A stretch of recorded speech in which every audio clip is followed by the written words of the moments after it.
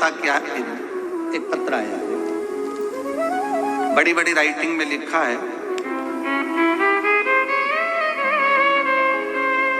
और इतनी बड़ी राइटिंग में लिखा है कि मेरे पास में जितने लोग इस पंडाल में बैठे हैं, मुझे उम्मीद है कि वो आप बिना कैमरे के भी पढ़ सकते हो। विश्वास है मुझे। इस पत्र को जिसने लिखा है, आपको दिख रहा होगा, बाबा क्या लिखा है, बाबा भोलेनाथ की कृपा से गवर्नमेंट जॉब में ऑल इंडिया रैंक फर्स्ट प्राप्त करा हूं।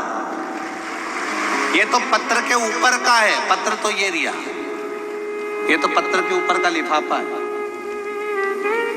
केवल लिफाफा। अब इस बच्चे ने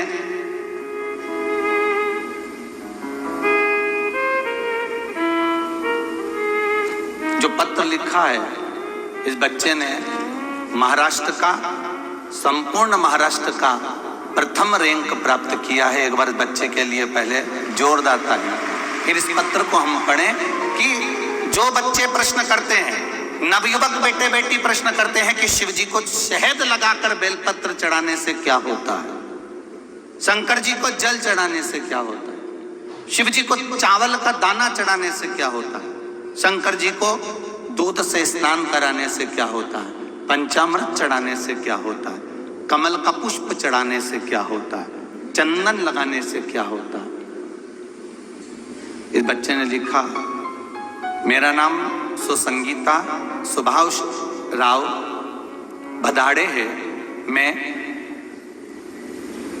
नेहरू नगर तहसील महागांव जिला यवतमाल महाराष्ट्र की रहने वाली हूँ। कहीं बैठी हो तो हाथ हिलाइएगा, कहीं बैठी हो तो हाथ हिलाइएगा। जो पत्र आपने लिखा है, कहीं पर बैठी हो और किसी को दिखे तो अवश्य बोलिएगा। मेरा नाम सुसंगीता सुभाष राव भदाड़े है। मैं नेहरू नगर तहसील महागांव जिला यवतमाल महाराष्ट्र की रहने वाली हूँ।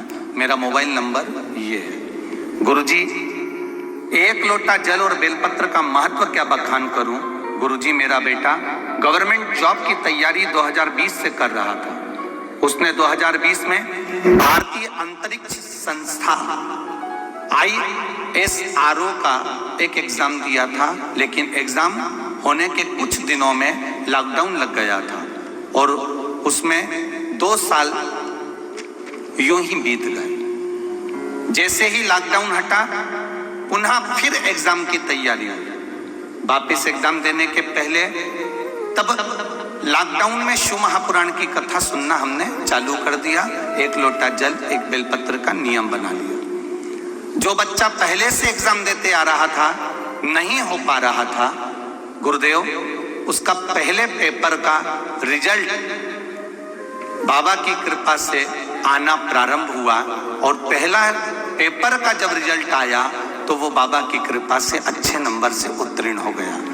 गुरुजी, उसके कुछ दिनों के बाद 2 धाम की यात्रा के लिए हम चले गए। केदारनाथ, बद्रीनाथ, पशुपतिनाथ होके आए। बाबा पशुपतिनाथ की कृपा हुई और दूसरा एग्जाम और तीसरा एग्जाम दोनों चालू हुए। पशुपति व्रत करना प्रारंभ करा, शिव जी को लोटा भर जल चढ़ाना प्रारंभ करा। बाबा की कृपा से औरंगाबाद में मेरा बेटा पढ़ाई के लिए रुक गया और बाबा की कृपा से जब दूसरा और तीसरा एग्जाम हुआ तो बाबा की कृपा से मेरा बेटा उस दूसरे और तीसरे एग्जाम में भी उत्तीर्ण हो गया। शिव की कृपा।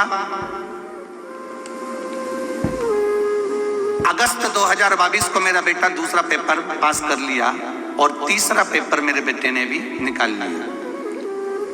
अब आई बारी बेटे को बेंगलोर भेजने के लिए। उस समय आपकी मंदोदरी शिव महापुराण की कथा चल रही थी और गवर्नमेंट की तैयारी थी। मंदोदरी कथा में आपने कहा था कि शेर अपने बच्चे को पिंजरे में नहीं रखता, खुला छोड़ देता है।